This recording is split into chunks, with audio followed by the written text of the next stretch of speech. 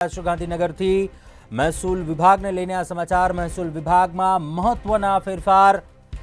મંત્રી ઋષિકેશ પટેલનું નિવેદન। મહેસૂલ વિભાગ 4 મહત્વના નિર્ણય લીધા।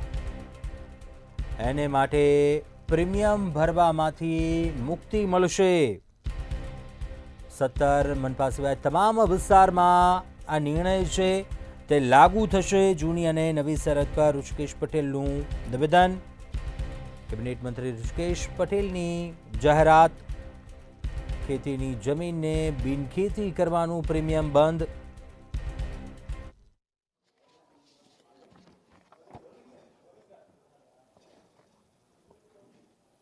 આદરણીય ભૂપેન્દ્રભાઈ પટેલના માર્ગદર્શન અને નેતૃત્વમાં મહેસૂલ વિભાગે અનેકવિધ સરળીકરણ માટેના રસ્તાઓ ખોલ્યા છે, નિયમો બનાવ્યા છે અને એમાં સુધારો પણ કર્યા છે। એ જ પ્રક્રિયામાં એ જ શ્રેણીમાં નવા 4 જેવા મહત્વના નિર્ણયો જે સામાન્ય પ્રજા માટે ખૂબ જ સરળ બની રહે, જમીન મહેસૂલની પ્રક્રિયામાં ખૂબ ઝડપથી લોકોના કામ થાય એ પ્રકારના આદરણીય ભૂપેન્દ્રભાઈએ જે નિર્ણય લેવામાં આવ્યા છે એ આપ સમક્ષ અને આપ સૌના માધ્યમથી લોકો સુધી પહોંચે એના માટે આપ સૌની સાથે આજે આપણે મળવાનું થયું છે।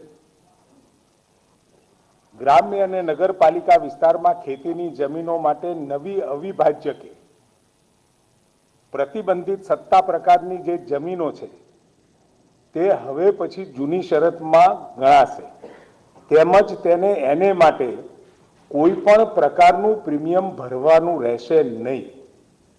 આ નિર્ણયથી નગરપાલિકાઓ અને ગ્રામ્ય વિસ્તારના વિકાસનો વેગ વધુ વેગવંતો બનશે।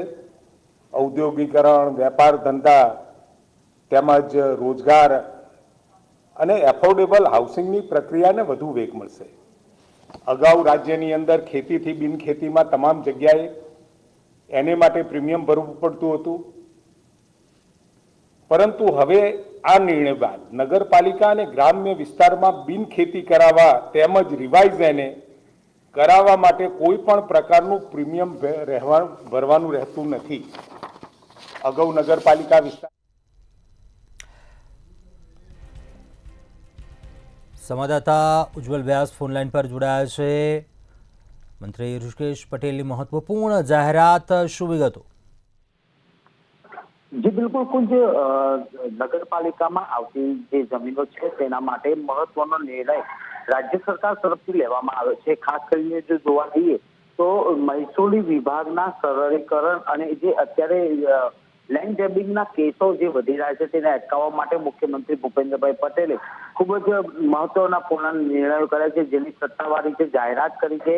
આ નગરપાલિકાની જે વિસ્તારની ખેતી હેતુ માટે ધારણ કરેલી જે નવી જમીનો હતી તે જૂની શરતમાં ગણવાનો એક મહત્વનો નિર્ણય લીધો છે। આ ઉપરાંત ખાતેદારની બિનખેતીની જે અરજી છે તેની એને એટલે કે જે એને મળવાનો સમય મર્યાદા છે તે 10 દિવસની નક્કી કરવામાં આવી છે। આ ઉપરાંત જો જોવા જઈએ તો ખેતીની જમીનના વેચાણ કિસ્સામાં પરવાનગી કાર્યવાહીમાં પણ સરળીકરણ કરતા મહત્વના નિર્ણયો કર્યા છે। આ ઉપરાંત સ્ટેમ્પ ડ્યુટીમાં પણ વડીલો જે જમીનો છે તેના અનુસંધાનમાં પણ ખૂબ જ અગત્યની જાહેરાત ઋષિકેશ પટેલ તરફથી કરવામાં આવી છે। સ્ટેમ્પ ડ્યુટી એક્ટની સુધારેલી જોગવાઈને રાજ્યમાં 10મી એપ્રિલથી અમલ કરવાનો પણ નિર્ણય સરકાર તરફથી કરવામાં આવ્યો છે। ચોક્કસથી આભાર જાણકારી આપવા બદલ। વધુ વિગતો મેળવતા રહીશું। મંત્રી ઋષિકેશ પટેલનું નિવેદન। કેબિનેટ મંત્રી ઋષિકેશ પટેલની જાહેરાત। જૂની અને નવી શરતને લઈ જમીનને લઈ નિવેદન। ખેતીની જમીનને બિનખેતી કરવાનું પ્રીમિયમ બંધ। મહેસૂલ વિભાગમાં મહત્વપૂર્ણ ફેરફાર।